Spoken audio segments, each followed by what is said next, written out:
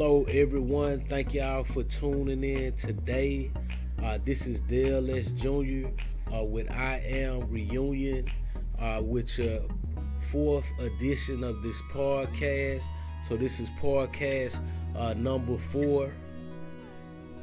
And today we're talking about the importance of time and time management. I want to start off by reading a scripture from 2 Peter 3 and 8. It say, "But beloved, be not ignorant of this one thing, that one day is with the Lord as 1,000 years, and 1,000 years is one day." Now, we know the facts that God does not live by time. Actually, God lives outside of time, But today we're talking about the importance of time. What is time? Time is the indefinite, continued process of existence and events in the past, present, and the future regarding as a whole. Me personally, my thoughts on time is that I believe that if a person don't value time, that they don't value life, because time began at creation and becomes the agency through which God continues to unveil his divine purpose for us. God have a purpose for us in everyday account. And I tell everybody now that we need all hands on deck to get our purpose out to the world. And our purpose is to go into the world and tell people about Jesus Christ and how he gave his life that we may have life and more abundantly. And through his blood, that our sins are covered, and by his stripes we are healed. Today we're talking about the importance of time and time management. Humanity is limited by time in the cycle of birth, life, and death. Every person bears the mark of time in the aging process and ultimately dead. This is the time of salvation because it is the present. So today it's the present for us to make it right with God, tell people about God, and understand that this is the time of our salvation. In Hosea 10:12 it says, "It's time to seek the Lord." What does that mean? It's time to seek the Lord. Like, I believe every day that we live on earth, it's time to seek the Lord. It's time to get right. It's time to refresh ourselves. We're talking about what is the importance of time to you. Are you a person that's always late? Or are you always on time? Or are you always in time? What are you? Me personally, I try to be on time, and I think about events, even events recently in my life. Somebody was coming to look at a car that I was selling, and what happened was they was about maybe 15 minutes late. So they called me, they say that they have arrived, and what happened, the freeway where the car was located, it was a oversized load that was actually blocking the access to a road. So what would normally took me 5 minutes to get to meet them, it took me 15 minutes. So that is the importance of time and time management and doing our best to be on time, because if we late, it could cause other events to be late as well. Some people say I was late, my day started off late, now their whole day is late or thrown off. So I'm telling you the importance of time management. So today also I would like to give everyone some tips about time management, because it's such a important thing, because this is what God has given us. God has given us time as a currency, and time is a currency. You go to work every day, you get paid so much an hour. Even if you're on salary, if you divide the time that you spend at work on an hourly basis, that's your time. You exchanging time for dollars. You're exchanging time for dollars. So we have to be mindful of time. Just think about this. If you was an employer, and you had an employee that didn't come in on time every day, would they still be an employee? Is it okay? Is it cool? To come in late? Is it cool in your company? So if it's not cool in your company, why would you think it's cool in somebody else's company? So let's think about that. Let's think about the importance of time and time management. The first tip that I believe that will help most people out is delegating tasks. Like as a boss, a supervisor, or as a family person, you have to delegate certain things. Just say if you got a household, you got a couple kids, maybe one of them take out the trash, maybe one of them do dishes, or other tasks. As a family, we need all hands on deck. So it's important that the head of the family, whether male or female, depending on the family structure, just go ahead and delegate some tasks. This what needs to be done. I need you to do this. I'm gonna do this, and the other family member is gonna do this. So all that working together, that's delegating tasks. It is common for all of us to take on more tasks than we are capable of completing.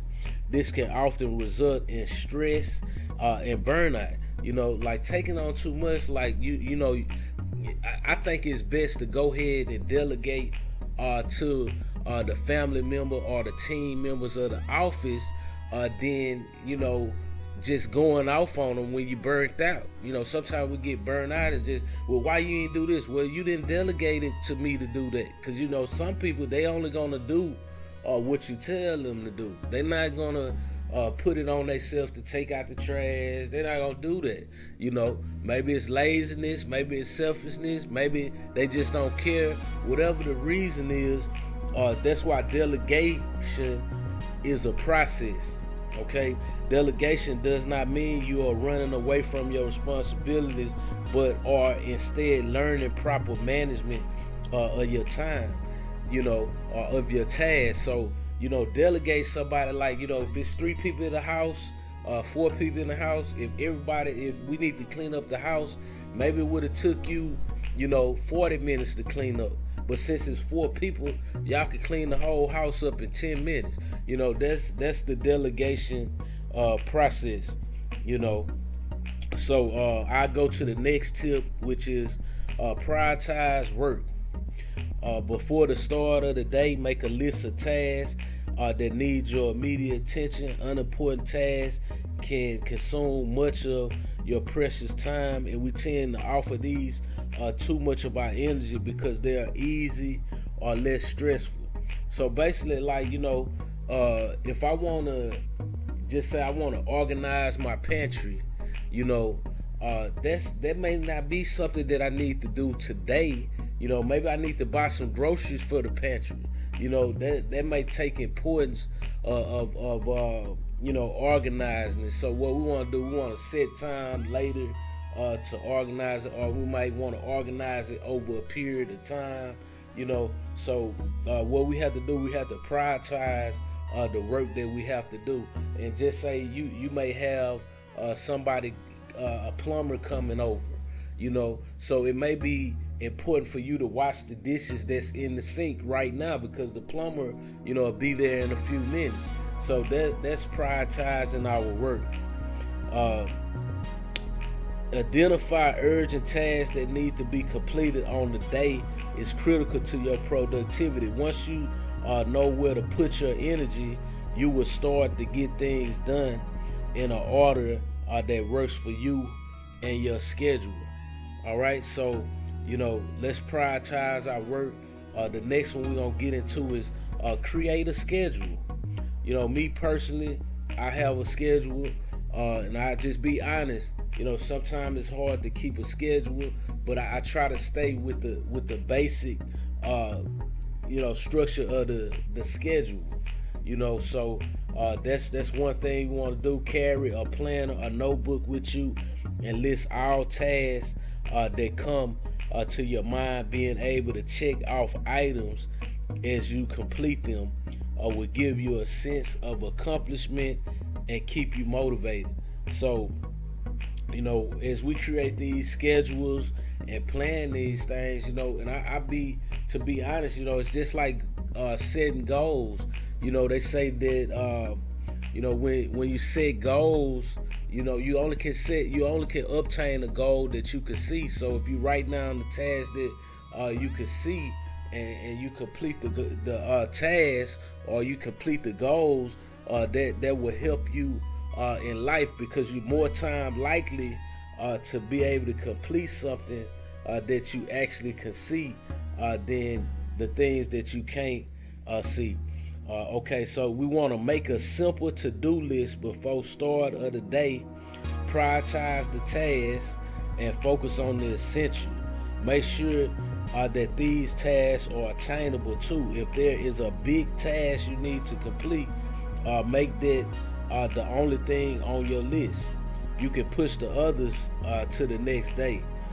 So to better manage your time management skills, you may think of making 3 lists: work, home, and personal. All right. So, that's very helpful to be able to create a schedule to kind of schedule your life. And I thought about it. We can only people say I don't know the future, but you can know some of the future if you plan the future. All right. I just give y'all that little nugget. So number 4, what we want to do, we want to set up deadlines. When you have a task at hand, set a realistic deadline and stick to it. Once you set a deadline, it may be helpful to write it on a sticky note and put it near your workspace. This will give you a visual cue to keep you on task. All right. Try to set a deadline a few days before the task is due, so that you can complete all those tasks that may get in the way. What I do, just like in moving, what I try to do is, if I'm moving somewhere, I try to start packing maybe weeks before. Try to get some containers, try to get stuff organized, try to wash all the clothes. It's things that we need to do to prepare to set the deadline. So what we want to do, we want to be as organized as possible. And moving is a big situation, but however, if you do stuff over time, it will lighten up the load. Number 5, overcome procrastination. Wow, how can we overcome procrastination? And our body get tired, our mind get tired, and we really don't want to do certain things. But procrastination is one of the things that has a negative effect on productivity. It can result in wasting essential time and energy. It could be a major problem in both your career and personal life. So avoid procrastination can be difficult for many. We tend to procrastinate when we feel bored or overwhelmed. Try to schedule in smaller, fun activities throughout the day to break up the more difficult tasks. This may help you stay on track. So what I like to try to do, if I'm doing something I really don't like, either I just go ahead and just try to knock it out and focus and just knock it out as quick as I can, or maybe I break it up in 2 parts, have a great lunch. I'll try to really do it as quick as possible, because I know it has to be done. Number 6, deal with stress wisely. We're talking about the importance of time and time management. So, deal with stress wisely. Stress often occurs when we accept more work than we are capable of accomplishing. The result is that our bodies start feeling tired, which can affect our productivity. Stress comes in various forms from different people, but some produce ways to deal with stress can include getting outside, exercising, practicing meditation, calling up a friend, participating in your favorite hobby, listening to music or a podcast. So for me, calling a friend sometime while I'm editing a project, to just have somebody to talk to, it will help kind of lighten the load or make it feel like I'm bringing them to work with me.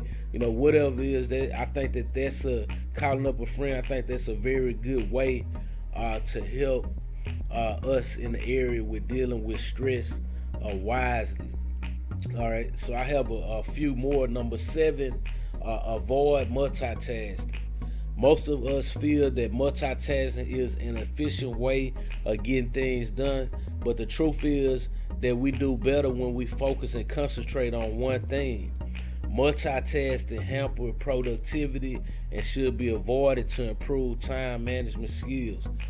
Make use of to-do lists and deadlines to help you stay focused. This way, you can do better at what you're doing. Wait until you finish one before starting another. You'll be surprised by how much more you're able to get done. So again, avoid multitasking. Now, I can kind of agree and kind of disagree with it, because sometimes I believe that we have to multitask to get stuff done, or like they said before, to kind of overcome procrastination. Maybe we'll jump on another project, and just kind of come back to that. So I don't too much agree with that, but for some of us, we cannot do a lot of multitasking. All right, so number 8 is start early. Wow, now this is good. I woke up at about 4 something in the morning, and I kind of started working on this. So I can agree with the start early. Most successful people have one thing in common: they start their day early, as it gives them time to sit, think, and plan their day. Man, I agree with that. 4 in the morning, 5 in the morning, you like, man, I really got 2-3 hours before my day really starts. So maybe it's a pre-day. So it's kind of giving you a start early. It's kind of giving us a pre-day, if that's a word. If it's not, I'm gonna make it up because I'm a doctor. Okay, pre-day. When you get up early, you are more calm, creative, and clear-headed. As the day progresses, your energy levels start going down, which affects your productivity, motivation, and focus. If you're not a morning person, you can just try waking up 30 minutes earlier than your normal time. You'll be amazed by how much you can get done in that bit of time. If you don't want to use it to work, use it to do a bit of exercise or eat a healthy breakfast. This kind of routine will also contribute to your productivity during the day. By goal setting, you're cutting down the time you need to think about where you're headed. All right, so we're talking about the importance of time and time management. I agree with the starting early. You start early, you it's like you got 2 days instead of 1, in my opinion. And number 9 is take regular breaks. Whenever you find yourself feeling tired and stressed, take a break for 10 to 15 minutes. Too much stress can take a toll on your body and affect your productivity. I agree, take regular breaks. If you could take a nap, like sometimes you be so exhausted, man, just even a 5-10 minute nap, would help, So, and even better, schedule your break time. It helps you to relax and get back to work with energy again later. If you know a break is coming, you'll likely be able to overcome boredom or a lack of motivation to push through the task at hand.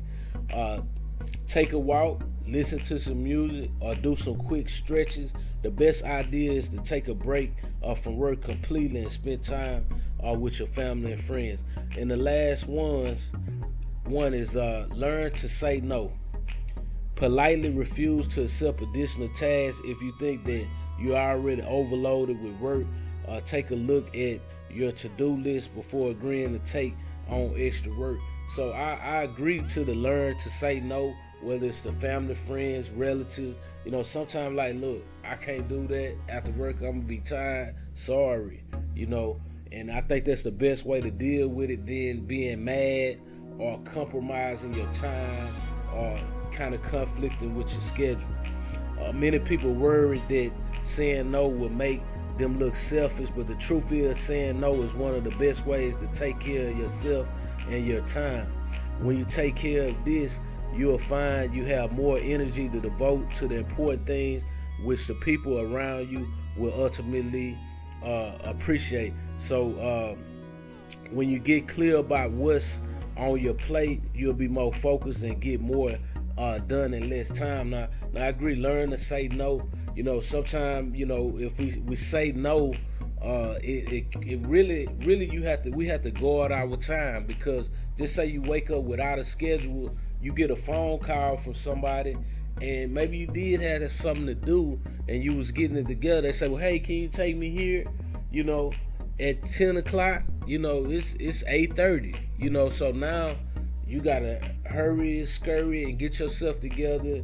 And then so you pick them up at 10, take them where they going, and then next thing you know, you with them the whole day, driving in places, all kind of weird stuff. And then you saying to yourself, are they gonna give me gas money? You know what I'm saying? They got me driving everywhere. But this, I'm just talking from personal experience. Maybe you agree or not, But today podcast was more of an informative podcast about the importance of time and time management. So I'm gonna get off the podcast now. I appreciate you all for joining today. I'm DLS Jr. With I Am Reunion. Just letting you know that God is love and love is God. Stay tuned for the next podcast. But let's remember the importance of time and time management today.